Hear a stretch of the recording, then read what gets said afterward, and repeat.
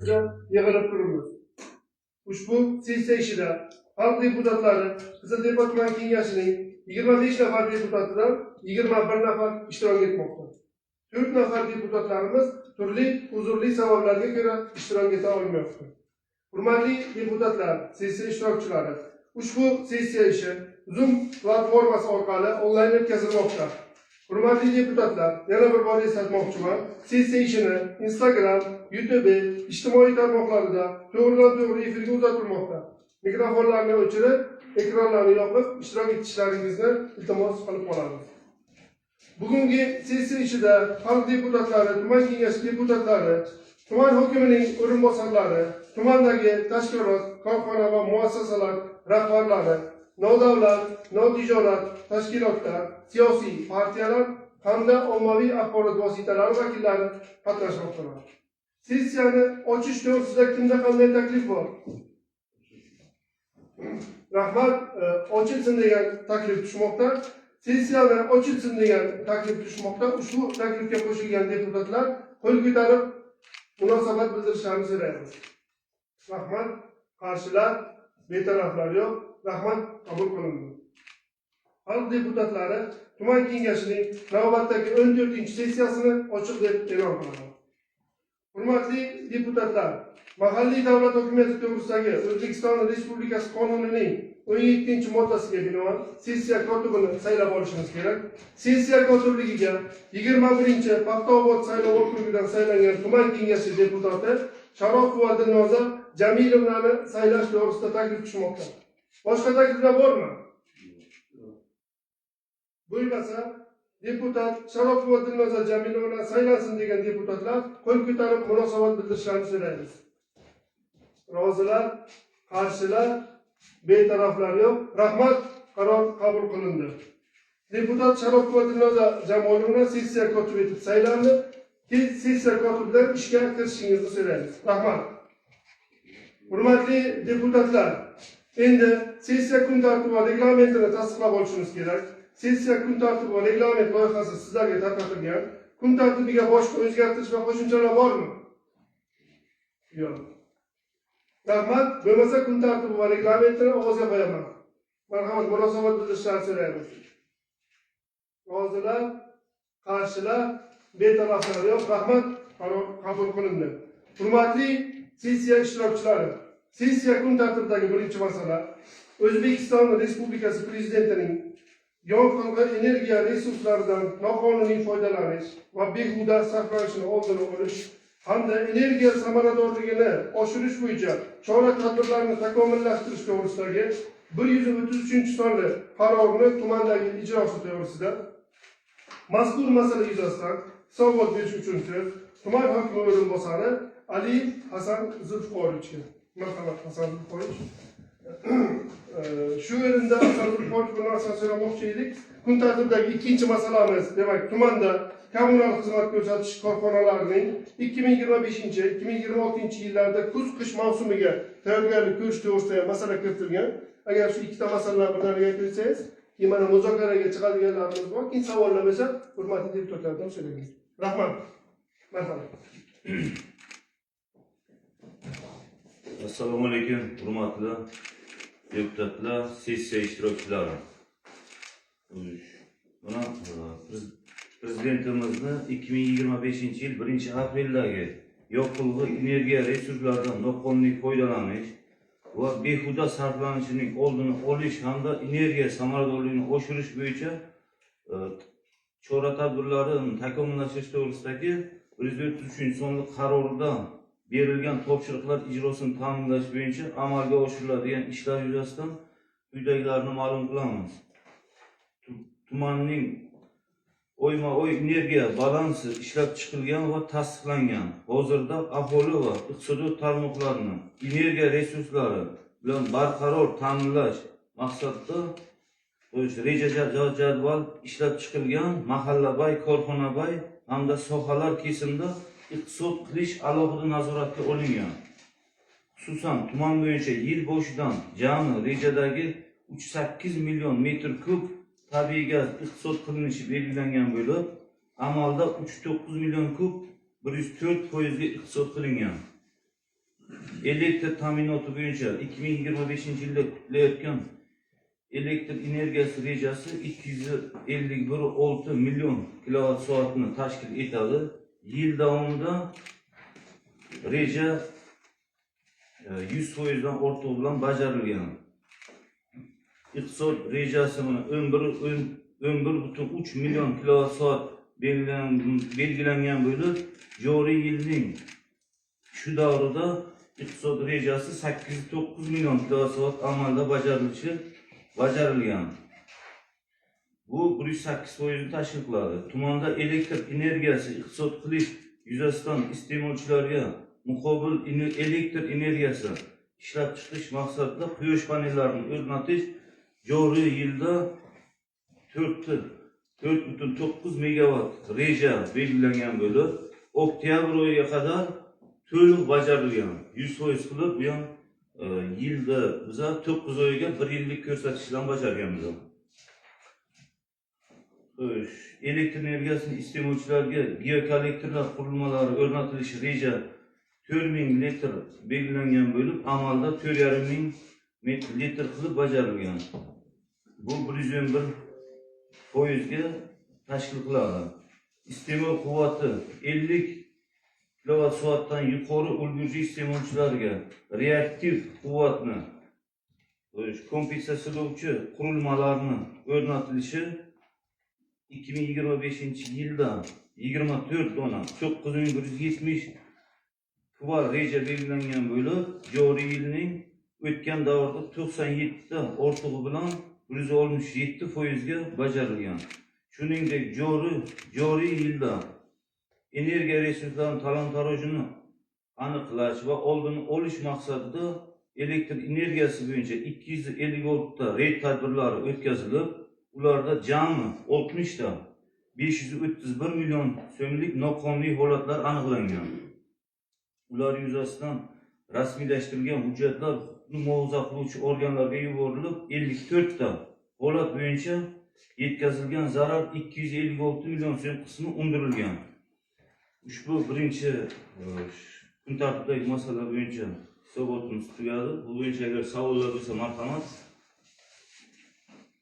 Savollar bo'lmayotgan bo'lsa, ikkinchi kuz qishga mana 2025-2026 yilda kuz qishga tayyorgarligi bo'yicha qisqacha hisobot bersam. Vazirlar Mahkamasining 2025-yil 3-iyuldagi iqtisodiyot tarmoqlari, ijtimoiy soha obyektlari hamda ko'p kvartirali uy-joylar fondini kuz qish davriga barqaror ishlashga tayyorlashni ta'minlash chora-tadbirlari to'g'risida 120-sonli yig'ilish bayonida belgilab berilgan topshiriqlar har bir mahalla va obyektlar kesimida amalga oshiriladigan ishlar chora-tadbir qilib olingan. Tumanda ham ushbu ishlarni samarali tashkil etish maqsadida shtab va monitoring guruhlari tashkil etilgan. Masalan, ko'mir yoqilg'isi jamg'arish bo'yicha kuz qish mavsumida jami rejamiz ijtimoiy sohada 8365 tonna, aholiga 4693 tonna ko'mir yoqilg'isi jamg'arish rejalashtirilgan. Ijtimoiy sohani maktab direktorlarimiz ham yerda o'tiribdi. Ijtimoiy soha obyektlarining egalari ham 100% qilib hamma obyektlarga ko'mir mahsulotlari yetkazib berilgan. Bugungi kungacha bugungi kunda mana aholiga 4693 tonnadan 1421 tonnasi aholiga tarqatilgan. Bu 30% tashkil qiladi. Mana bugun kecha kunduzga hamma deputatlardan iltimos qilamiz. Ko'mir bazada hozir 500 tonnaga yaqin zaxiramiz bor. Aholi kelib olib ketishi mumkin. 300 so'm, 309 so'm 8 tiyin. 1 kilo ko'mirimiz bor. 1 tonnasi 309 ming bo'ladi. Bu bo'yicha ham iltimos qilamiz. Kuz qish davrida iste'molchilarga tabiiy gaz, suyultirilgan gaz yetkazib berish hamda gaz tarmoqlarini mavsumga tayyorlash bo'yicha olib borilayotgan tumandagi chora-tadbirlarning ijrosi bo'yicha ham bir qancha ishlar amalga oshirilgan. Hammalari xabarlari bu. Bugun kecha kunduzga tabiiy gaz o'z me'yoriga aholiga yetkazib berilmoqda. suyultirilgan gaz balonida ham grafik bo'yicha har bitta mahallalarga suyultirilgan gaz balonlarimizga mashinalarimız ham yetarli, suyultirilgan gaz balonlarga aholi qayerdan murojaat tushgan bo'lsa o'z vaqtiga yetkazib berilmoqda. Elektr energiyasi bo'yicha ham tuman aholisining elektr energiyasini ta'minotini yaxshilash maqsadida joriy yilda 183 kilometr elektr tarmoqlari va 55 ta transformator mukammal ta'mirlash, 340 kilometr tarmoqni va 105 ta transformatorni joriy ta'mirlash rejalashtirilgan. Kuz-qish mavsumi uchun amalga oshiriladigan ishlar 100% ga bajarildi bugungi kunda. Shuningdek, ob-havoning sovuq kunlarida sodir bo'lishi mumkin bo'lgan avariyalar holatlarni zudlik bilan bartaraf etish maqsadida 9 dona avariya tiklash brigadalari, 9 ta so'z holatda texnikasi bilan 2 ta maxsus texnika zaxira sifatida 5 dona turli quvvatli transformatorlar,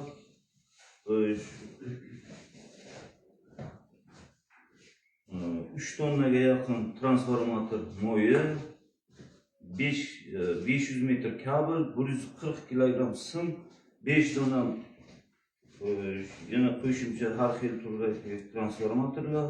Bular hammasi mana favqulodda holat bo'lganda zaxira qilib yaratib qo'yilgan. Ichimlik suv ta'minoti bo'yicha ham Qiziltepa tuman So'g'qa bo'lim tomonidan kuz-qish mavsumi davomida aholiga tasdiqlangan grafik asosida uzluksiz toza ichimlik suv yetkazib berish maqsadida 1400 metr ichimlik suv quvurlari va 4 dona nasoslar mukammal hamda 5000 metr ichimlik suv quvurlari va 5 ta ichimlik suv nasoslarini joriy ta'minlash ishlari bajarildi. Shuningdek, avariyalar sodir bo'lganda avariya brigadalari tomonidan o'z vaqtida bartaraf etib kelinmoqda. Maktab va maktabgacha ta'lim tashkilotlari va tibbiy muassasalarning kuz-qish mavsumiga tayyorgarligi to'g'risida bu bo'yicha endi yuqorida aytdim. Hammalarimizni xabarlaringiz kuz-qishga tayyorgarlik bo'yicha ham 5 ta maktabimizga kotellarni almashtirish ishlari bugungi kunga yakunlandi. Ko'mir zaxirasini bo'yi aytdim, to'liq zaxira qilingan ijtimoiy soha obyektlariga kuz-qish mavsumiga tayyorgarlik ishlari yuzasidan qisqa hisobotim shundan iborat. Kimda savol bo'lsa, mana ijtimoiy soha bo'yicha kuz-qishda yana nima muammolar sizlarga aholi murojaat qiladi ko'pincha, shularni yana qo'shimcha nimadir bartaraf qilish kerak bo'lsa, savollaringiz bo'lsa, marhamat. Rahmat Hasan Zulfiqorovich, bo'lmasa hozir soha egalari ham, soha vakillari ham kelgan, rahbarlar, kommunal soha rahbarlari. Asosiy masalamiz kuz-qish mavsumiga tayyorgarlik ko'rish. Sababi har bir kuz-qishga alohida prezident o'zining qarorlari chiqadi. Bosh vazirimiz tomonidan qanchadan qancha yig'ilishlar o'tkaziladi. Chunki soha vakillari bilan hamma soha vakillarini chaqirtirganmiz, olib birma-bir mana joylarga o'tgan yilgi tajribadan kelib chiqqan holda mana bugun o'zi hisobotlarni eshitaylik. Keyin hurmatli deputatlarimizdan yana iltimos qilamiz. Bundan tashqari chora-tadbir rejalarini ham belgilab berganmizda joylarga chiqqan holda. Hududdan saylangan deputatlarimiz o'zlarining joylariga chiqqan holda, ya'ni shu ijtimoiy sohani, maktab, bog'cha, tibbiyot birlashmasi bo'ladimi yoki mahallalarga, fuqarolarga, uni tadbirkorlik subyektlariga borib, qanaqa tayyorgarlik ko'rindi, qanaqa zaxiralar qilindi. Masalan, bu bo'yicha alohida o'rganishlar olib borib, navbatdagi sessiyamizga bu muomalarga kiritamiz. Bo'lmasa Hasan Zulfiqorovichga savollar bo'lmaydigan bo'lsa agar mazkur masala yuzasidan muzokara uchun so'z tuman elektr ta'minot korxonasi direktori Asadov G'ayrat Chulichga. Marhamat, G'ayrat Chulich.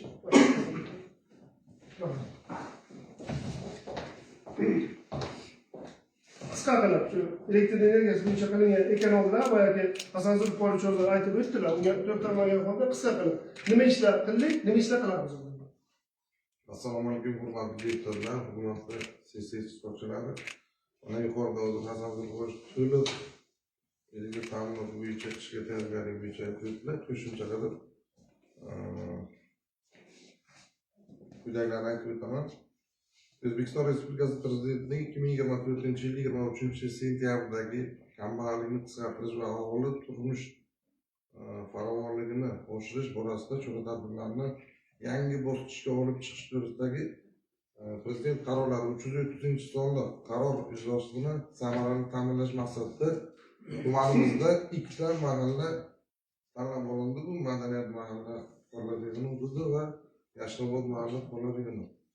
Tanlab olindi hudud bo'yicha jami har bir mahalla bo'yicha 1 milliard 100 million so'mlik mablag'. Bu ya'ni 6 kilometr 0,4 kilovoltda tarmoq hamda 2 donadan transformator punkti rejalashtirib olingan edi. Hozirgi kunda bular to'liq ishlar yakunlanib, ishga tushib aholiga sifatli elektr energiya berish uchun ishga tushirildi. Bu tanlangan hudud haqiqatan ham og'ir murojaatlar ko'p bo'lgan, tomma-tom o'tgan tarmoqlar edi. Buni mana hozirgi kunga to'liq ishni yakunlab, xalqqa sifatli kabel tarmog'idan yangi qo'shimcha qurilgan 4 dona transformatordan ushlanish berib kelinmoqda. Hamda qo'shimcha Muhtaram Prezidentimizning 470 son qarorlari ijrosini ta'minlash maqsadida jami tumanimiz bo'yicha 6 ta mahalla fuqaroligini tanlab olingan og'ir mahalla fuqaroligini ularga jami 11 dona qo'shimcha transformator 45,9 kilometr 0,4 va 10 kilovolt tarmoq bular jami summasi 8 milliard buni tashkil etadi. Hozirgi kunda ish jarayonlari amalga oshmoqda. Ustidan mahallasida kabellashtirish yakuniga yetib kelgan. Qo'shimcha Mustaqillik mahallasida apparat qurilishi ham yakunlandi. Gulzor mahallasi to'liq aholidan chiqdi. Bashir mahallasini kabellashtirish jarayoni ketyapti. Buni ham yilning oxirigacha Xudo to'liq tugatamiz. Xalqqa sifatli elektr yetkazib beramiz. Mana qo'shimcha qilib Navoiy viloyatida zarur tajribasi asosida shakllantirilgan driver loyihalar asosida Qiziltepa tumani Konsurun, Demas, Ustida va Iftixor mahalla fuqarolar yig'inida jami 3,3450 kilometr 10 kilovolt tarmoq tortildi va 8 dona quvvati 100 kiloamperli transformator punkti o'rnatildi. Hamda Malikobod mahalla fuqarolar yig'inida jami 1780 kilometr 1780 metr 10 kilovolt tarmoq tortildi va 2 dona 250 kiloamperli transformator punkti o'rnatildi. Bu hozirgi kunda tayyor ishlab turibdi. Hurmatli sessiya ishtirokchilari, mana hozir yuqorida to'liq aytib o'tildi. Mana avariya zaxira materiallarimiz tayyor. Qish mavsumi qanday kelishidan qat'iy nazar xodimlar taktik o'quv mashg'ulotdan o'tdi. Yana davom etmoqda ish jarayonida. Kecha kunduz navbatchilik tashkil qilingan. Xudo xohlasa ishni bemalol yetkazamiz. Rahmat. Turinch avvalambor muhtaram prezidentimizga rahmat aytishimiz kerak. Mana oldingi 6 yil, 7 yil yo 8 yil oldingi ko'p murojaatlar bo'laydi, hokimiyatga kelib murojaat qilaydi. Bizga gazga uzilgan, gaz yo'q, gazdan uzilganmiz tarmoqdan. Lekin elektr energiyani ham joyiga borib ko'rsangiz agar pomidorda yonadi degan murojaatlar bo'laydi. O'zingiz ham shu davrda ishlagansiz, mana asosan Buxorocham borlar. Hozir men o'ylaymanki, mana hurmatli deputatlarimiz eshitib turibdi, mahalla raislarimiz bor. Yerga bular uchun hudud bo'lmasa kerak Qiziltepamiz. Bo'lmasa kerak. Bu asosan mana gazdan uzilgan hududlarimiz G'arbiyon yoki Zarmitan, zavod hududlarimizga ko'rib shu bo'yicha alohida nima qilib bersangiz agar qisqacha. Albatta, haqiqatan mana 5 yil, 6 yil oldindan kuzatsak, haqiqatan 220 volt kuchlanish ayrim hududlarga o'sha yetarli kuchlanish emasdi, 180-170 volt kuchlanishga tushib qolgan joy bo'lgan. Hozirgi kunda biz o'sha hududlarga gazdan uzilgan hududlarga qo'shimcha transformator punkti, qo'shimcha tarmoq qurish natijasida kuchlanish barqaror bo'ldi. 220 volt kuchlanish hozirgi kunda bor. Ayrim hududlarimizda mana muhtaram prezidentimizning bir siyosatlari mana elektr energiyani muqobil elektr energiya ishlab chiqarish maqsadida quyosh panellarini o'rnatish bo'yicha ham bergan ko'rsatmalariga asosan hozir tumanimizning ayrim hududlarida quyosh panellar o'rnatish yuzasidan elektr energiya kuchlanish ko'tarilib ketmoqda. Endi hozirgi nimada kuchlanish pasaytirish yo'lini izlayapmiz. Choralar ko'rilyapti. Bu bo'yicha ham ish ketyapti. Mana yuqorida aytib o'tdilar, 4,9 megavat. Bu kam emasda 4,900 kilovat soatiga ishlab chiqarilgan quyosh panellari Şuna yaqinda tadbirkorlar chiqibdi. Shamol elektr stansiyalari quradi. Bu degani shuncha iqtisod qilindi deganda aynan. Albatta. Biz soatiga 18 ming kilovat-soat oladigan bo'lsak, buni o'zi 2-3 yillik quyosh panelini hisoblasak 10 ming kilovat-soat quyosh panelidan oladi. Bu iqtisod. Mana shuni hisobiga cheklashlar to'xtatildi. Shuni hisobiga mana barqaror elektr energiya bilan ta'minlash davom etmoqda. Rahmat. Savollar Bo'lmi qo'shimchalar? yo'q, savolim tugadi agar Rahmat. Rahmat. O'zimiz deputatlarimiz bilan kelishdagina savollarni kommunal soha vakillarini eshitib bo'lganimizdan keyin savollar bo'lsa agar rahmat. Rahmat. Hisobot yuzasidan demak savollar bo'lmaydigan bo'lsa agar mazkur masala yuzasidan navbatdagi muzokara uchun so'z Qiziltepa tuman gaz ta'minoti bo'limi boshlig'i Safarov G'ulom Islomovichga. Marhamat. Assalomu alaykum, hurmatli sessiya ishtirokchilari, hurmatli deputatlar. Qiziltepa tuman energiya resurslari iqtisod qilish, takomillashtirish ishlari to'g'risidagi O'zbekiston Respublikasi Prezidentining 2025-yil 1-aprildagi yoqilg'i energiya resurslari iqtisod foydalanishi, behuda sarflash oldini olish hamda energiya samaradorligini oshirish bo'yicha chora-tadbirlar to'g'risida Prezidentning 133-qarorida berilgan topshiriqlar ijrosini ta'minlash bo'yicha jumladan Pang'o'zi mahallasida joylashgan harakatdagi yer ostidagi diametri 159 gaz quvuri 1 kilometr qismi, Oq Machit mahallasida joylashgan harakatdagi yer ostidagi 159 mm gaz quvurini 2,7 kilometr qismi, Varozim mahallasida joylashgan harakat yer ostidagi 159 Palatensiz gaz quvuri 3,9 km qismi rekonstruksiya qilish ishlari belgilangan bo'lib, hozirgi kunda amalda bo'lmoqda. Oq Machit mahallasida 2,7 yer ostidagi gaz quvuri almashtirish ishlari yakunlanadi. Varozim mahallasida joylashgan 3,9 km gaz quvuri almashtirish bo'yicha ishlari yakuniga yetib qolmoqda. Rejada ko'rsatilgan ishlar yakunlashi joriy yilning 4-chorak yarmida yakuniy ko'zda tutilgan. Tumandagi mavjud 2,5 km yer osti gazi quvurlari maxsus pribor yordamida 19,2 km yer ostidagi quvurlarni konstruksiya yordamida bosma o'tib chiqariladi. Bajariladigan 22 km yer ostidagi gaz quvurlarini buyoqlash ishlari bajarildi. Tumanda joriy yilning 8 dona yuqori bosimli gaz taqsimlash qurilmalari yangisiga almashtirildi. Aholi xonadonlari tabiiy gaz bosimini bir miqdorda yetkazib berilishi 3 bosqichdan 2 bosqichga o'tkazish maqsadida 2770 dona regulyator o'rnatildi. Unda 14 donasi gaz olish punktlari demontaj qilish ishlari olindi. 2,5 kilometrgacha yer osti gaz quvurlari ustida yo'nalga amalga oshirildi. Uzluksiz ishlar bo'yicha mana askuv o'rnalari bo'yicha 652 ta bo'lib aloqa chiqmagan aloqa kelmaydigan anonlari hamma sim karta batareykalarda amalga oshirib qo'yildi. Joriy yilning boshida energiya resurslarini muhojirlik harakatlari o'rganilishda 196 ta red o'tkazilib bo'lib, buning natijasi 6 milliard 600 so'mlik zarar yetkazilgan.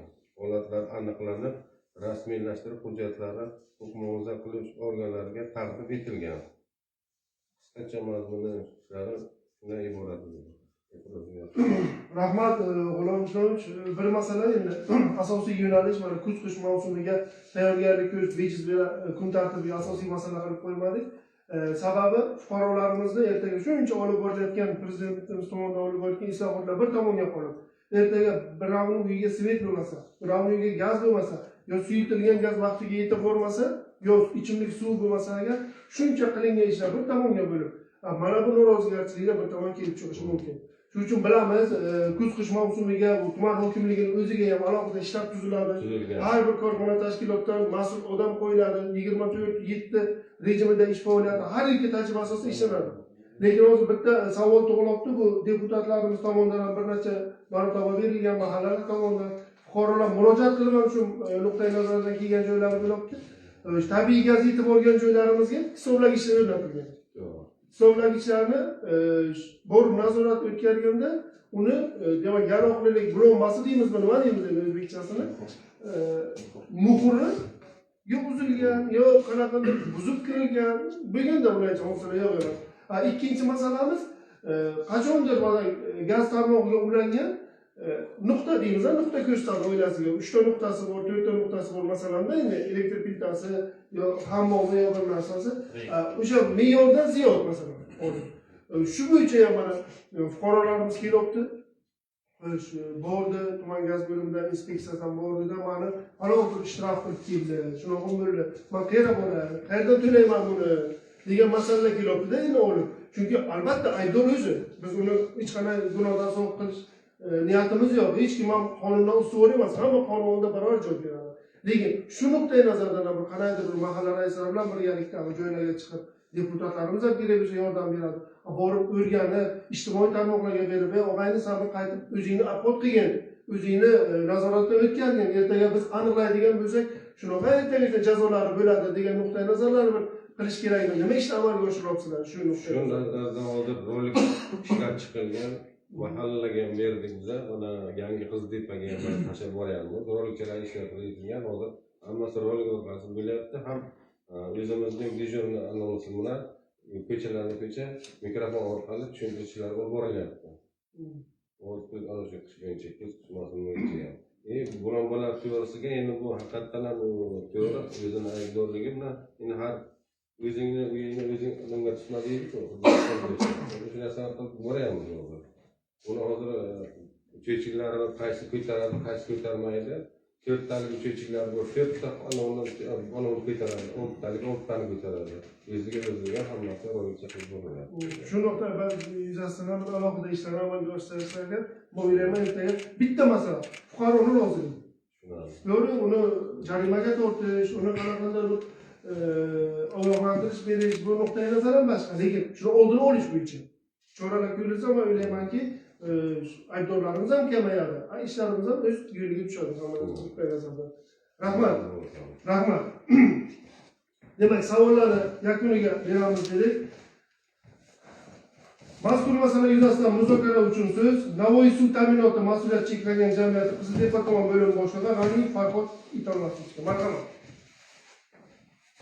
Asosiy masalalardan biri ichimlik suvi. Toza ichimlik suvi. Assalomu alaykum, hurmatli deputatlar, yig'ilish qatnashchilari. Qisqacha qilib kuz-qish mavsumi bo'yicha qilingan ishlarni to'xtalib o'tsak, tumanimizda 2025-26 yillarda kuz-qish mavsumiga tayyorgarlik ko'rish va betalofat o'tkazish maqsadida Konsurum mahallasida 200 metr, Gulbog' mahallasida 300 metr, So'g'oy mahallasida 200 metr, Buyuk Ipak yo'li mahallasida 100 metr, Xomravot mahallasida 300 metr, Tavoz mahallasida 200 metr, jami 1 kilometr 400 metrga yaqin ichimlik suv tarmoqlari joriy ta'mirlandi. Iftixor mahallasida 100 metr, Belagravot mahallasida 100 metr, jami 200 metr mukammal ta'mirlashlar amalga oshirildi. Shuningdek, Xomravot, Belagravot, Urganchi suv tarqatish inshootlarida jami 4 dona nasos uskunalari mukammal ta'mirlandi. Belagravot suv tarqatish inshooti, Urganchi suv tarqatish inshooti, Furqat, Gulzor, Ashelnavoy, Yuqsun, Zarvitan, Gulbog' suv tarqatish inshootlarida jami 9 dona nasos uskunalari joriy ta'mirlanib, qishki mavsumga shay holatga keltirildi. Yuzaga keladigan avariyalarni oldini olish maqsadida 4 ta tezkor avariyali guruhlar shay qilib keltirib qo'yilgan. Bularga keladigan maxsus avariyada kerak bo'ladigan zadveshga kerakli jihozlar bilan shaylangan. Bunga 2 ta maxsus ekskavator shay holatda turibdi. Bir dona suv tarqatish texnikasi 25 tonnalik. Hammasi shay holga keltirib, reja asosida ishlar amalga oshirib borilmoqda. Qisqacha ma'lumot uchun Rahmat. Demak, avvalgi sessiyalarimizga ham, keyin viloyat hokimining apparat yig'ilishida ham alohida nazarda tutilgan, ko'rsatib o'tilgan edi. Ijtimoiy soha obyektlarini ichimlik suvi bilan ta'minlash bo'yicha Qiziltepa tumanida ham adashmasam 4 ta maktabga ichimlik suvi bilan ta'minlanmagan holatlari aniqlangan edi, kuzatilgan edi. Shu ishlar ijtimoiy soha obyektlariga umuman bugungi kunga Qiziltepa deputatlarimizga sal to'liqroq axborot bersangiz, bugungi kunga Qiziltepa tumanini ichimlik suvi bilan suvlashtirish necha foizga hamda ijtimoiy obyektlarga ichimlik suvi bilan ta'minotni qay darajada beriladi? Shu bo'yicha alohida aytsangiz. Haqiqatdan savol bor edi. Tumanimizda 4 ta mahallasi Obod Diyor, Axboryon, Yashnobod mahallalaridagi maktablarga ichimlik suvi ta'minot o'tkazish rejaga qo'yilgan bu ishlar amalga oshirildi. Yakunlandi. Ijtimoiy soha obyektlari hammasi deyarli 98% suvlashdi. Ichimlik suvi markazlashgan ichimlik suvi ta'minlanib bo'lingan. Tumanni markazlashgan ichimlik suvi ta'minlanganlik darajasi 98% ga yetgan bo'ldi. Ichimlik suvi bilan ta'minlash. Ijtimoiy soha obyektlari hozir vakillari qatnashmoqdalar. Yo'q, marhamat. Necha foiz maktab, to'liq maktablar emas ta'minlangan ichimlik suvi bilan? To'liq ta'minlangan. 3% bor, ichimlik suvi. Maktabgacha ta'lim muassasalarida, maktablarda. Rahmat. Tibbiyot birlashmalariga Bu ham ishlar o'zicha bizga hammasi ichimlik suvi bilan ta'minlangan. Biz tibbiyot asosan ichimlik suvisiz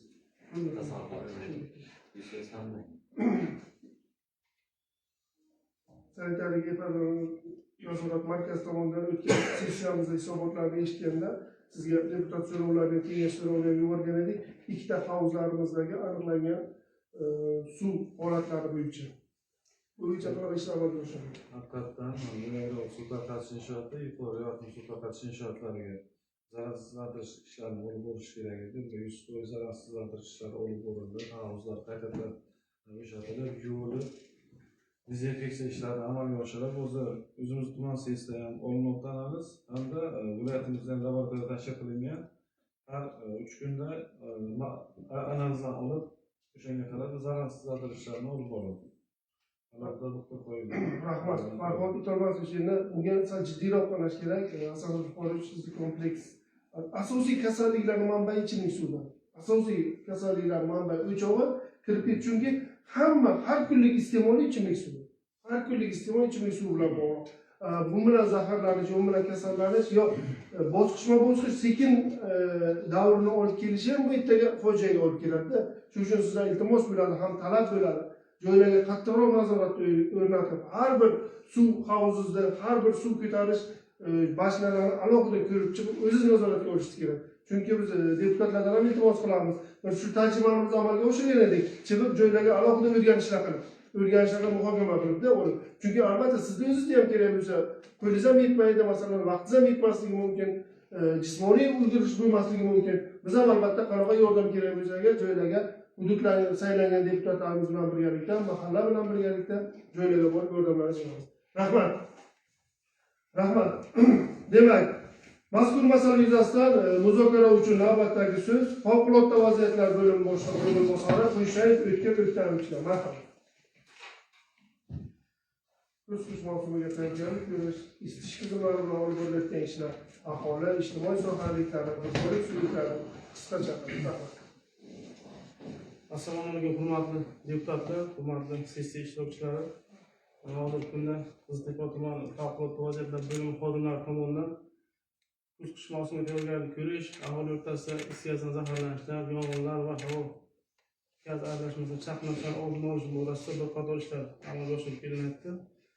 Hozirgi kunga qadar tumanda mavjud tadbirkor subyektlari, aholi yashash xonadonlari va davlat tasarrufi obyektlariga birma-bir kirilib, ulardagi holat o'rganilib, yon xavfsizlik bo'yicha targ'ibot tashkilotlar berilib, ularga kerakli ma'lumotlar berib kelinmoqda. Hozirgi kunga qadar tumanimizdagi 29800 dan ortiq aholi yashash xonadonlarida Qiziltepa tuman favqulodda vaziyatlar bo'limi shaxs tarkibi hamda hamkor tashkilotlar bilan birgalikda birma-bir kirilib, targ'ibot ishlari olib borilmoqda. Bundan maqsad tumanimizga mana hozirgi kunga qadar 13 ta yong'in sodir bo'lgan bo'lsa, aksariyat yong'inlar aholi xonadoniga to'g'ri kelyapti. 2 ta yong'inimiz avtomashinada, 2tasi tadbirkor subyektda, 56 ta yong'inimiz aholi xonadoniga to'g'ri kelgan. Shuning uchun hozir Mana shu kungacha mahallada bo'lim boshlig'i o'rtaga bilan gaplashib oldik. Hozir kunda 48 aholi yashash mahallalar va ulardagi 213 ta ko'chalarda xonadonga kirilib targ'ib ishlari olib borilmoqda.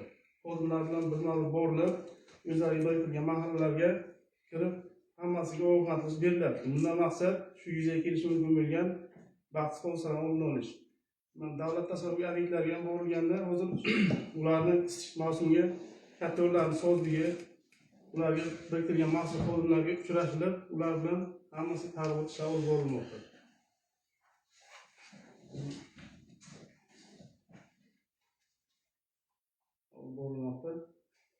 Xo'sh, mana bu yong'inlarga keladigan bo'lsak, mana yong'inlarni ko'payishi tendensiyasi mahallalarga ham toifalarga bo'linganmiz. Hozirgi kunda 48 ta mahalladan 17 ta mahallamiz qizilda turibdi. Yong'in oshib borasida qizilda turibdi. O'zi aksariyat shu o'zimizga reja qilib olib, haftaning har chorshanba kuni favqulodda vaziyatlar yong'inlar profilaktik tadbir doirasida shu mahallaga alohida e'tibor berilib, tuman raygas xodimlari, tuman elektr tarmoqlari korxonasi xodimlari va hamkor tashkilotlar bilan birgalikda shu mahallaga urg'u berib, yong'inlarni kamaytirish, aholiga tushunchalarni berish maqsadida targ'ib ishlarini kuchaytirganmiz hozir.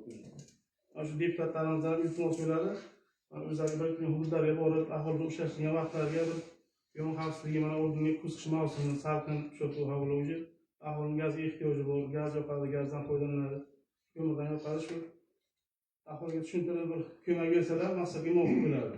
Yordam berib qisqacha ma'ruzam shularni iborat. Menga ishni aytib o'tdim, menga vaqt qolmasa taklif agar savollar murojaat qilsa marhamat. Rahmat. Endi asosiy masala sizga bog'liq, chunki kuz qish mavsumi, qish mavsumi asosan fuqarolarimiz uyga isitish tizimlarini yoqadi, elektr energiya bilan bog'liq, yo gaz bilan bog'liq, yo qanaqadir alternativ yoqilg'i bilan uyni isitish choralarini ko'radi. Bu hech kim ham uyimni yoqib ketaman demaydi-da. Mana 17 ta mahallaga qizil toifaga turibsiz, hech kim bironta mahalla, bironta fuqaro uyimni yoqib chirib ketaman ishga yo bir narsa degan narsa nuqtai nazardan bilmaydi. Bu albatta ogohsizlik, nima deydi bu, shu yong'in xavfsizlik qoidalariga rioya etilmasligi yoki xonadoniga belgilangan me'yordagi shu gaz pechlarini yoki bir alternativ yoqilg'iga mo'ljallangan gaz pechlarini qo'yilmasligi, elektr uskunalarini qo'yish, kabellarni qo'yish, ta'mir talabligi shundan kelib chiqadi. Bu uchun ham asosiy masala ko'pchilik bo'lib yondashish. Borib har kuni targ'ibot, tashviqot, har kuni targ'ibot, tashviqot olib borish kerak. Chunki bir xil xonadonlar umuman yillab fuqaro kirmaydi masalanda, lekin elektr energiyasi doimiy manbaga kelib turadi. U o'chirib yoki bir narsa qilib chiqib ketmaydi. Bilmaydi, chunki o'zi shaharga ishlaydi, Zarafshonga, Toshkentga bir joylarga olib. Bilmaydi hech narsani olib yoki noqonuniy uyga pechlar qo'yib olgan, isitish pechlari qo'yib olgan, bir narsalar qilib olgan, shu narsalarni xonadongacha kirib borib, o'ylaymanki buni ham kerak bo'lsa biz albatta deputatlar bilan birga, mahalla raislari bilan birgalikda biz tayyormiz, birgalashib mahallaviy bo'ladimi, kerak bo'lsa har kun yo haftaga 2 marta joylarga chiqib, xonadonma-xonadon yurib, xonadonning ichini ko'rib, mana ko'p qavatli uylarimiz bor. O'tgan yil bir noxush hodisa bo'lganda xabarimiz bor. Albatta bu takrorlanmasligi kerak. Ko'rishimiz kerak. Bu oddiy bir hisobot bilan 17 ta mahallamiz qizilga, yong'inlar ko'paygan yoki bir o'lim holati qayd etilgan deb narsa bilan o'tib ketish bilan emas, lekin inson umri bilan, hayoti bilan gap ketyapti.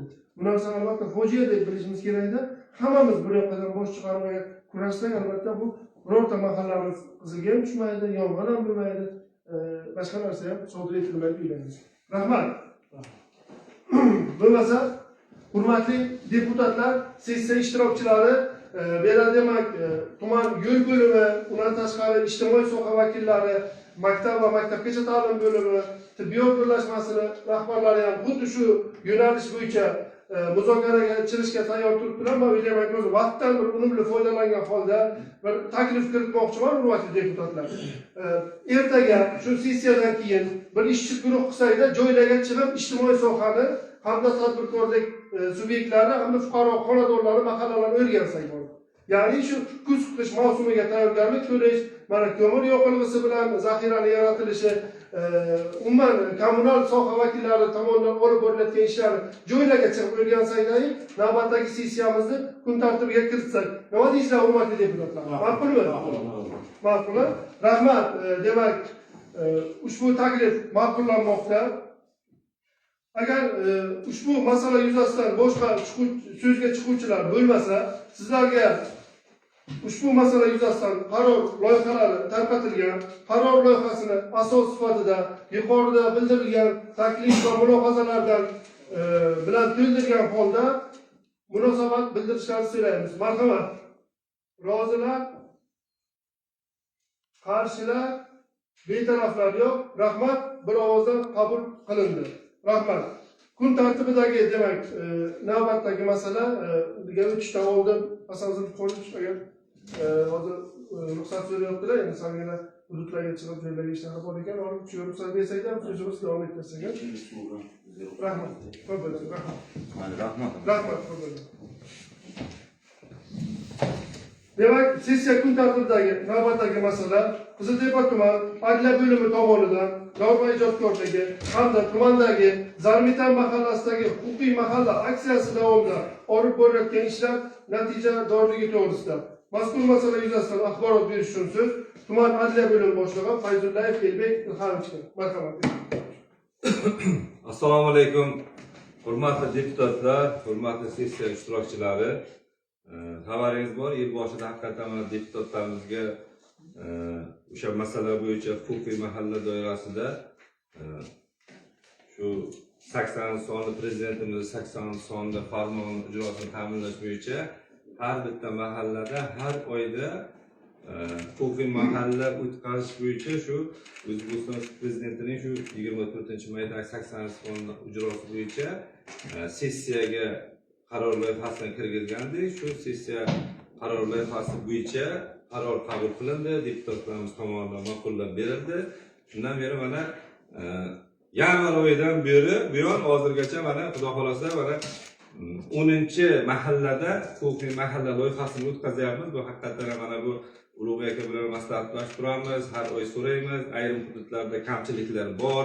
Kamchiliklar bo'yicha tegishli mutasaddilarga o'zimizni takliflarimizni berib boryapmiz, lekin shu natijadorligi sal susayganligi sababli shu kengashga bir muhokamaga qo'yaylik, muhokama jarayonida ko'raylik. Shu bu yerda shu ayrim yo'nalishlarimiz bor, mablag' bilan bog'liq holatlar ham bor. O'sha mablag' bilan bog'liq holatlarni balkim ayrimlarni yechimini topish iloji bo'lsa, keyingi yilga rejalashtirilgan byudjet xarajatlariga, byudjetda ishlatiladigan pullarga o'shalarni kiritib borsak, maqsadga muvofiq bo'ladi degan maqsadda kirdik. Haqiqatan biz yanvar oyida mana Zarmitan mahallasida huquqiy mahalla doirasida tadbirlar o'tkazdik, ijtimoiy soha obyektlarini o'rgandik, xonadonlarga chiqib o'rgandik. 3000 ga yaqin huquqiy muammolar bo'yicha tegishli tartibda shu huquqiy mahalla doirasida kiritilgan muammolar bo'yicha tegishli tashkilotlarga xatlar chiqardik, ayrimlar bo'yicha yechimlarni topdik, amalda ijrosi ta'minlanganlar bo'yicha fuqarolarga javob xatlari yubordik. Ayrim sohalarda mana bu o'tkazilganda O'zbekiston Respublikasi Vazirlar Adliya vazirligi tomonidan 2024-yil 25-sentyabrda 293-son bilan ro'yxatga olingan SHINKA talablari bor. SHINKA endi bu shahar va shaharsozlik normalari, qoidalari deyiladi. Shu qisqartirib SHINKA talablari bo'yicha turar joy obyektlarida mana bu chiqindi suv qishloq joylarda ham haqiqatda aytilgan. Mahalla aholisi uylari oldida suv chiqarish uskunalari bilan ta'minlanmaganligi aniqlandi. Ya'ni bu 255-bandida oqa va suvlarni oqish tizimini bo'lmagan hududlarda aholi uylaridan 100 metr uzoqlikda bo'lmagan masofada joylashgan suv chiqarish uskunalari, ya'ni kolonkalar bo'lish talabi qonunchilikda belgilab qo'yilgan.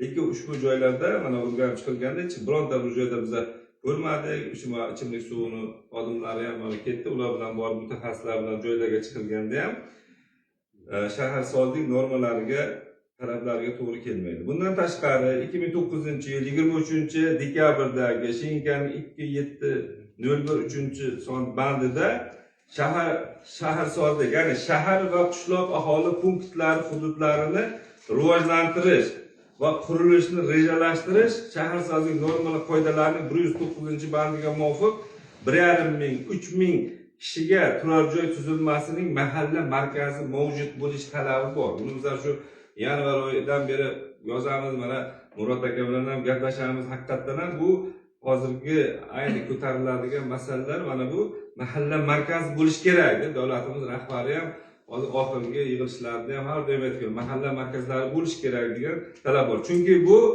qonunchilikda ham mavjud, qonunchilikda ham bor. Shuning uchun mana bu yerda nimalar bo'lishi kerak? Avvalambor shu mahalla binosida sartaroshxona, go'zallik saloni, aholi aloqa bo'limi, bank filiali hammasi o'sha mahalla markazida, faollar zali, faollarga o'tkazilgan yig'ilishlar, faollar zallari hammasi o'sha mahalla markaziga kiritilishi kerak. Zarmitarda ham mana shu talablarga javob bermaydi. Bundan tashqari, keyingi talablar bo'yicha 109-bandida, ya'ni yer uchastkalarining joylashuvi, hisob ko'rsatkichlari, o'lchamlariga muvofiq yong'in depolari va undagi o't o'chirish avtomobillar sonining joriy holati o'rganilganda tumanda bitta yong'in deposi mavjudligi, unda 3 ta maxsus jihozlangan o't o'chirish avtomobillari bor. Avtomobillari mavjud. Lekin shu Zarmitan aholisi 2000 nafardan ortiqligi hamda pul ajratilmaganligi sababli o'sha hududlarda masalan taklif qilamiz, to'g'rimi? Depo, hech bo'lmasa bitta avtotransport vositasi bilan ta'minlangan depolar bo'lish talabi shunaqa bor. Lekin u 20 kilometr uzoq, 18-20 kilometr masofada uzoqda joylashgan depolar. O'sha talablarga javob bermaydi. Bundan tashqari biz mana maktabgacha ta'lim tashkilotlari standartlari bo'yicha mana Vazirlar Mahkamasining 2020-yil 22-dekabrdagi 802-sonli qarori bilan tasdiqlangan davlat standartlari bo'yicha o'rganilganda har bir bog'cha uchun bir dona ayvoncha bo'lishi hamda bolalar ko'ngil ochar majmuasining quyidagi to'plamlari to'liq bo'lishi lozim. Ya'ni bir dona qum qutisi, qumdon, 500 kilogramm qum qo'yish qutilari uchun qum, bir dona ertaksimon uyalar, o'yinchoqda uya qurilgan bular, bir dona sirpanchi, bir dona arg'umchoq, bir dona mavzuli uycha va bir dona shved gimnastika narvonchasi bo'lishi kerak har bitta maktabgacha ta'lim davlat maktabgacha ta'lim muassasalarida. Lekin biz mana 15-sonli maktabda o'rganda ham bor, lekin o'shalar arg'umchoq bor, sirpanchi bor. Lekin boshqa ertaksimon uyali mavzuli uylar mavjud emas. Bu talablar bor, lekin mana bu o'shalarni bolalarimiz kelajagida bu yoshlarimiz qo'lida, bolalarimiz qayerdan ta'lim oladi? Birinchi bog'chadan boshlaydi, maktabga boradi. O'shalar bo'yicha shu deputatlarimizdan so'rab qolamiz. O'sha hududda deputatlari ham bor. O'shalarni mana bizlarga kelsa agar bironta bir taklif kiritamiz. Keyingi yilda byudjet loyihasi bo'yicha qanaqangi takliflar bilan kiritsak bo'ladigan bo'lsa, bizlar bevosita bizlar deputatlarga suyanamiz. Deputatlar orqali mana kengashga chiqaramiz. Mana hech bo'lmasa mana shu o'yinchoqlar, mana shu har bitta maktabgacha ta'lim muassasasida, bog'chalarda nechta bog'cha bo'ladigan bo'lsa, o'shalarni hammasini bizlar mana inventarizatsiya qilamiz. Maktabgacha ta'lim bo'limi mudiri bilan birgalikda hammasiga topshirib beradigan bo'lsa, yil yakunida o'shalarni bartaraf qilsak, bu ko'p mablag' talab qilmaydigan narsalar. Bolalarimiz uchun bu. To'g'ri, endi kimgadir balki bu narsalar, bu talablar yoqmasligi mumkin, lekin bu qonunchilikda mavjud narsalar bo'yicha biz to'xtalib o'tyapmiz. Bundan tashqari mana shu hududlarni biz o'rganganda mana Vazirlar Mahkamasining 2022-yil 12-aprildagi yo'l harakati qoidalarini tasdiqlash to'g'risidagi 172-sonli qarori bor. Unda mana bu piyodalarning o'tish joylari tasnifi, umumiy talablari, ya'ni maktab va maktabgacha tashkilotlari atrofida yo'llarda yo'l harakati qoidalari belgilangan quyidagi talablar bo'lishi lozim. Ya'ni bolalar muassasasi, maktablar, bolalarning dam olish maskanlari va shunga o'xshashlarga yaqin yo'lning qatnov qismidan bolalarni chiqib qolish ehtimolini bildiruvchi bolalar belgisi bo'lishi shart. Biz mana ko'rdik, lekin haqiqatda mana bu piyodalar o'tish yo'lakchalari bor. Piyodalar o'tish yo'lakchalari bo'lishi mumkin, belgilari bor. Lekin bolalar maktablarda atrofida, maktabgacha ta'lim tashkilotlari atrofida haqiqatdan ham ko'rgan bo'lsalar, mana bolalar bilan birgalikda o'tadigan sariq rangi bo'ladi. Mana shaharlarda bor. Masalan, 30 tezlik bilan qo'yiladi. O'shanaqa belgilar mavjud emas. Hozir biz mana Bang'ozi hududini ham o'rganyapmiz. Bang'ozida svetoforga yetmas o'ng qo'lga kirganda bitta davlat bog'chasi bor, yo'lning ustida xususiy bog'cha bor. Lekin hech qanaqangi zinak yo'q. Mayli, hattoki piyodalar o'tadigan yo'lak ham yo'q. O'sha yerda bizlar o'tirdik. 1 soat o'tirdik, hurmatli do'stlar. 1 soat o'tirib mashinani bu yoqqa qo'ydik. Qarab o'tirdik. Bolalar otasi bilan shu yoki kattaroq akasi yoki opasi olib kelyapti, svetofordan o'tmasdan, o'sha svetoforga yetmas joydan o'sha qayriladigan yo'lda, bog'chaga kiradigan yo'lda shunaqa o'tyapti. Ko'ryapsizlarmi? Lekin o'sha yerda oldin 50 metr oldinda bolalar, piyodalar yo'lakchasi bo'lish shart. Bu bo'yicha mana takliflarimizni kiritamiz. Undan tashqari ko'rdik, o'sha yo'laklar bo'yicha hech qanaqangi mana bu chiziqlar bo'lish kerak. Qizil, oq, qizil rangli yo'l chizig'i bo'lish kerak. Ular endi menimcha shu sentyabr oyida yoki avgust oxirlarida balkim haqiqatan chizilgan. Yo'q deb bo'lmaydi, lekin umuman sifati ko'rinmaydi. 10 metr bu yoqda o'sha yo'lga chizilgan belgilar ham ko'rinmaydi, talabga javob bermaydi. Xuddi shunday mana bu talablarni o'rganib chiqdik. Bundan tashqari piyodalarning o'tish joylari bo'yicha to'xtalib o'tdik. Bundan tashqari haqiqatan ham ijtimoiy soha obyektlariga kirdik. Ijtimoiy soha obyektlarida chiqindilarni tashlash o'rnalari mavjudligi, haqiqatan bo'lish shartligi talablari bo'lsa-da, lekin mana bu sifatsiz o'rnalar sifatga javob bermaydi. Ayrimlari o'rnalar yo'q, toza hudud bo'yicha toza hududga ularni chiqarish kerak. Menimcha ta'lim muassasalari, ijtimoiy soha obyektlari o'rnalar olib berish mumkin yoki o'shalardan taklifini kiritamiz. O'zlari qo'l-bola qilib burchakdan yasab qo'yilgan, o'shanga tashlaydi, olib ketiladi. Borlari ham lekin talabga javob bermaydi. Kraska qilib, chiroyli qilib taxlab qo'ysa bo'ladi, lekin talabga javob bermaydi. O'shalar bo'yicha o'zimizni takliflarimizni kiritganmiz. Yo'lakchalar bo'yicha haqiqatan ham aholi zich joylarida yo'lakchalar bo'lishi kerak. Maktabga borib keladigan, maktab o'quvchilarini, bolalarni bog'chaga borib keladigan sharoitlarda yo'lakchalarda bo'lishi kerak. Lekin o'sha talablar bajarilmagan. O'sha bo'yicha hurmatli deputatlardan so'rab qolamiz. Bizlar mana bu o'sha Zarmitan mahallasi bo'yicha huquqiy mahalla doirasida aniqlangan kamchiliklar. Bu kamchilik emas. Bu haqiqatan qonunchilikda belgilangan talablar, shaharsozlik normalari, qoidalariga kiritilgan talablar bo'yicha. O'sha talablarni bajarishda bizlarga ko'mak berishini so'rab qolamiz. Masalan, ayrim joylarda bilmaydigan holatlarimiz bo'lsa, o'shalar bo'yicha mayli hududlarga chiqqanda bizlar deputatlarimizga ham murojaat qilamiz. Ayrim maktab direktorlarimiz ham o'tiribdi, o'shalarga ham bizlar murojaat qilib, shular bo'yicha bir takliflarimizni yana kiritsak, shu deputatlarimiz bir qo'llab bersa, shu keyingi yilda bo'ladigan byudjet xarajatlariga ham shu kiritsak, maqsadga muvofiq bo'ladi deb o'ylayman. O'sha bo'yicha hozir men qisqacha mavzum shundan iborat. Marhamat, savollar bo'ladigan bo'lsa, bemalol e'tiboringiz uchun rahmat. Rahmat Elbek Ilhamovich, albatta bu o'rganishlar bo'lishi kerak, albatta birgalashib joylarga chiqib, mana Zarmitan mahallasi bo'yicha alohida bir o'rganish olib borib, shaharsozlik talablari asosida nimalar bo'lishi kerak, nimalar qilinishi kerak, umuman aholimizda farovonligi bo'yicha nimalar ishlarga amalga oshirilmoqki, yaxshilikka bo'ladi degan nuqtai nazardan o'rganishlar olib boramiz.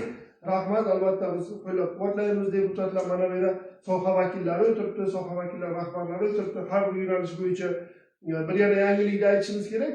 Budjet ko'p o'z berib yozilgan masalalar albatta bor. Budjetga taqaladi. Rahbarni o'ziga yoki nuqtai nazarga bog'liq joyi yo'q. Mablag' bilan agar bog'liq bo'lsa, xohlamaymiz bu masalan. Albatta shu maktabgacha ta'lim muassasalarimizga o'zimizda janji bolalarimiz bo'ladi. Zo'r qilib qo'yish xohlamaymiz, albatta xohlaymiz. Lekin mablag' bilan mana 7 yil oldin qamrov nechi foiz edi, bugun qamrov. Doğru. O zaman ichimlik suvi bo'yicha bo'layotib 98% ga yetdi. Yoki ijtimoiy sohani ichimlik suvi bilan ta'minlash 100% ga yetdi degan nuqtai nazarlar borda. Endi albatta bo'ladi. Bir kunlar minglab, yuzlab kilometrlardan ichimlik suv toshib kelingan edi. Yoki bolalarimiz bog'cha bergan, ha, uyga katta bo'ladi. Hozir qamrov o'zi ham Kamolov nechi foizga yetdi? Maktabgacha ta'lim qamrov 82% ga yetdi. Bu 8% ham bu yo'g'i bo'lib qoladi. 1 yil 2 yil rejalar 2300-yilgacha aniq dasturlarga belgilanganda, albatta bu bo'yicha biz qo'llab-quvvatlaymiz sizni nimangizni keraksa qolgan mahallalarga ham alohida o'rganishlarga borgan paytingizga deputatlarimizdan ham birgalashib sizga yordam berib borib, buni alohida qilib o'zi soha vakillariga alohida qilib, yo'nalish qilib, kengash qaroriga alohida ko'rsatgan holda berib, kelgusida shu kamchiliklarga yo'l qo'ymaslik yoki aniq nimalarni belgilash kerak ekan deb nuqtai nazar aniq birgalashib ishlaymiz. Rahmat. Elbek Ilhomovga savollar bormi, hurmatli deputatlar? Yo'q, ha? Rahmat. Bo'lmasa, mazkur masala yuzasidan boshqa so'zga chiquvchilar bo'lmasa, sizlarga ushbu masala yuzasidan qaror loyihasi tarqatilgan, qaror loyihasini qabul qilib, bildirilgan taklif va mulohazalar bilan to'ldirilgan holda munosabat bildirishlarini so'raymiz. Marhamat. Rozilar, qarshilar, betaraflar yo'q. Rahmat. Qaror qabul qilindi. Rahmat. Mayli, siz kollegiya bor ekan. Rahmat. Rahmat. Rahmat. Kollegiya bor ekan, o'zida. Majlis rahmat. Rahmat.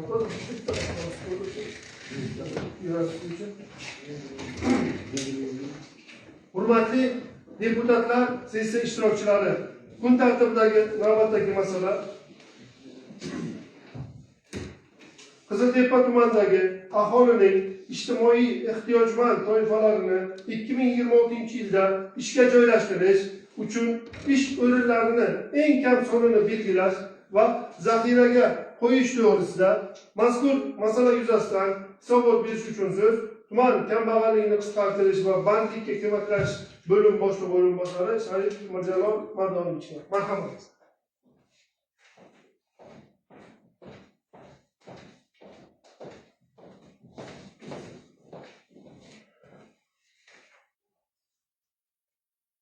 Assalomu alaykum, hurmatli deputatlar, hurmatli sessiya ishtirokchilari. Hammalaringiz bor.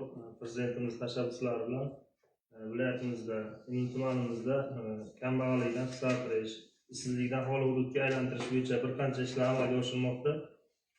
Shulardan bitta yo'nalishi O'zbekiston Respublikasi Prezidentining mehnat munosabatlari va kasbga tayyorlash tizimini takomillashtirish hamda ish beruvchilarni rag'batlantirishga oid qo'shimcha chora-tadbirlar to'g'risidagi 2025-yil 4-avgustdagi 126-sonli farmoniga asosan xo'jalik yurituvchi subyektlar, faqat nogironligi bo'lgan shaxslar, oilaviy maishiy zo'ravonlikdan jabrlangan shaxslar, kambag'al oilalar reyestridagi oila a'zolari, muqobil joylashtirish shaklida ta'minlanayotgan yetim shaxslar, ota-ona qaramoqdan mahrum bo'lgan shaxslar uchun ish o'rinlarini majburiy zaxirlash shakllantirilishi. Bunda majburiy zaxirlash xodimlar umumiy sonining 3% dan oshmasligi hamda xodimlar soni 100 nafardan ortiq tashkilotlarga nisbatan qo'llaniladi.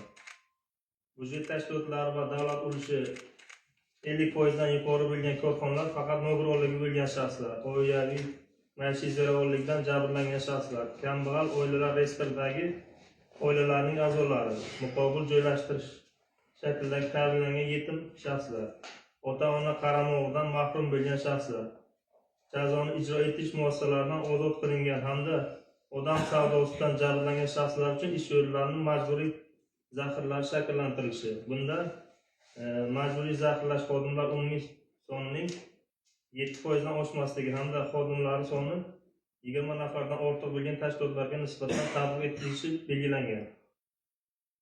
Hammalar savollari o'tgan yili shu ijtimoiy himoyaga muhtoj shaxslarni ishga joylashtirish bo'yicha xususiy sektordan qamrov kam bo'lardi.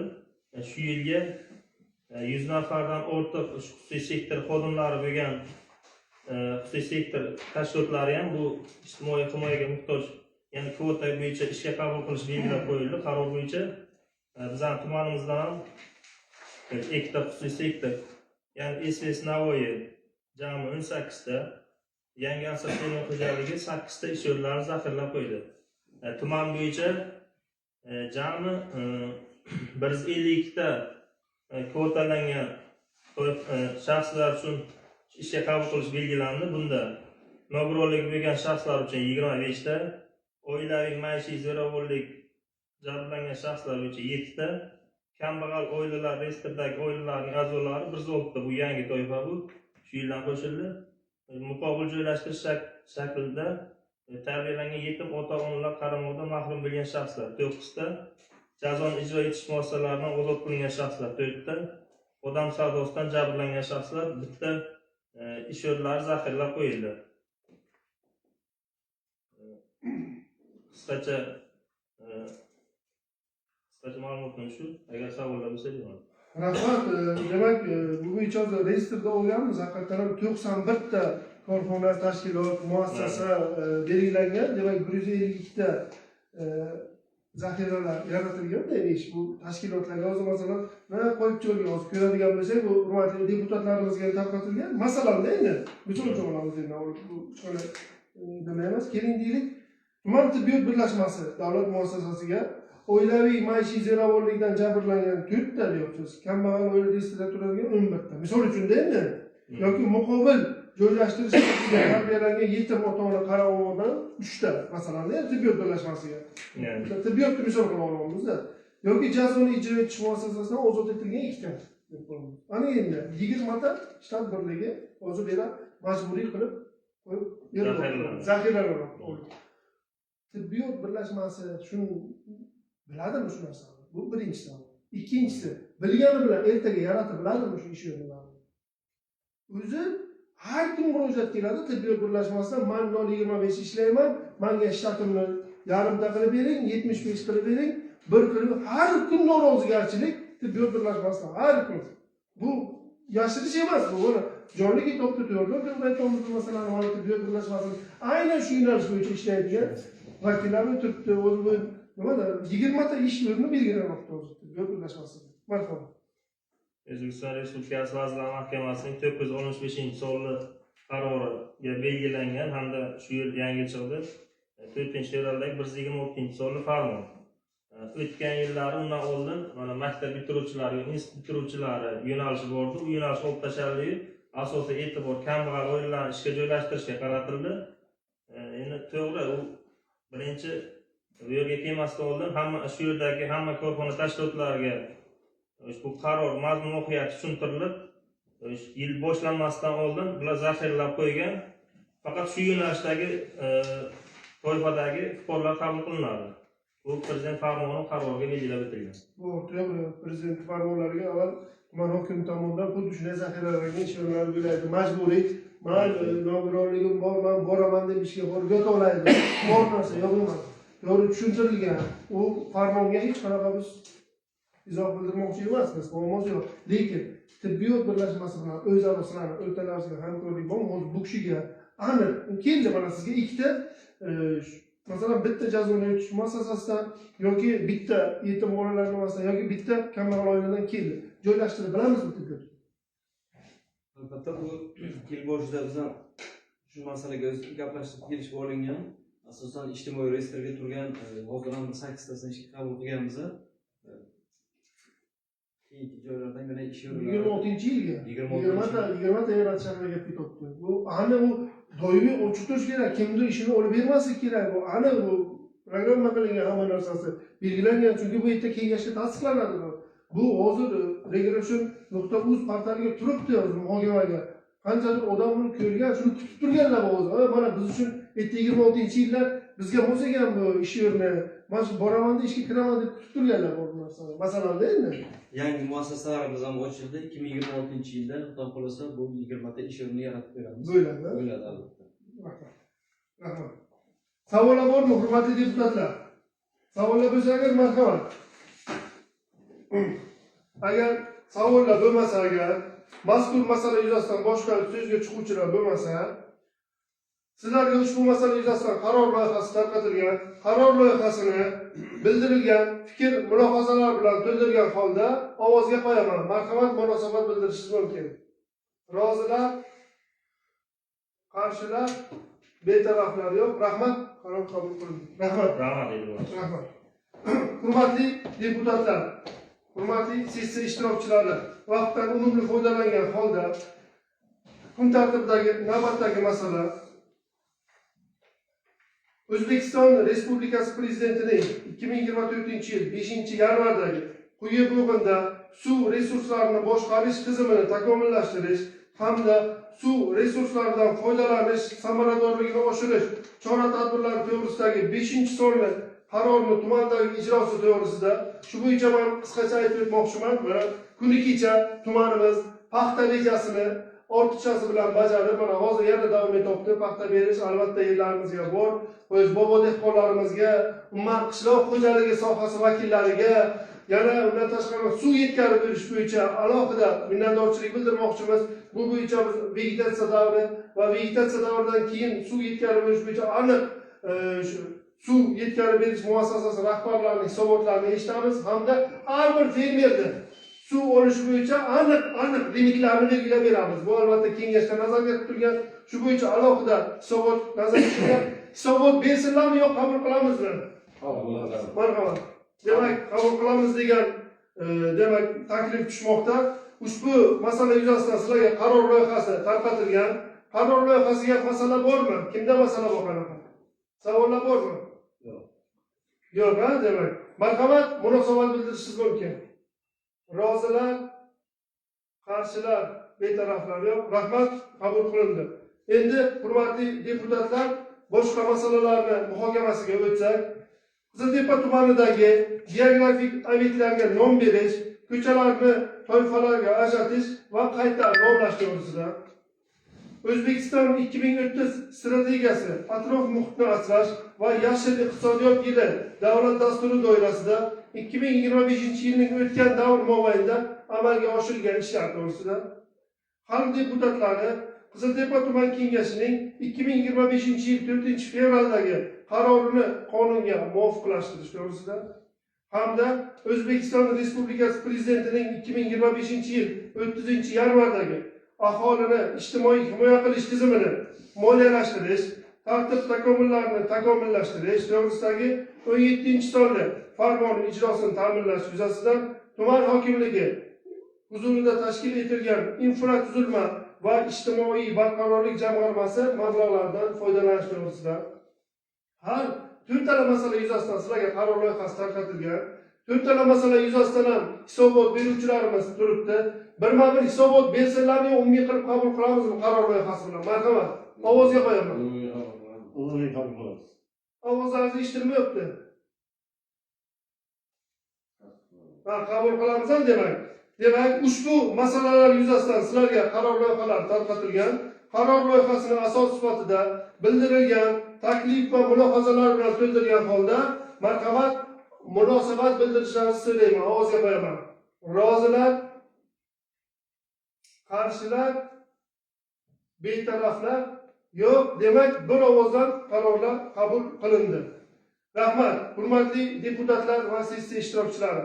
Xalq deputatlari Qiziltepa tuman kengashining navbatdagi sessiyasi kun tartibiga kiritilgan barcha masalalar muhokama qilib bo'lindi. Sessiyani o'tkazish bo'yicha kimda qanday taklif, fikr, mulohazalar bor? Sessiya o'tishi bo'yicha. Yaxshi o'tdi. Rahmat. Xalq deputatlari tuman kengashining navbatdagi 14-sessiyasini yopiq deb e'lon qilaman. Xayr, salomat bo'linglar. Rahmat.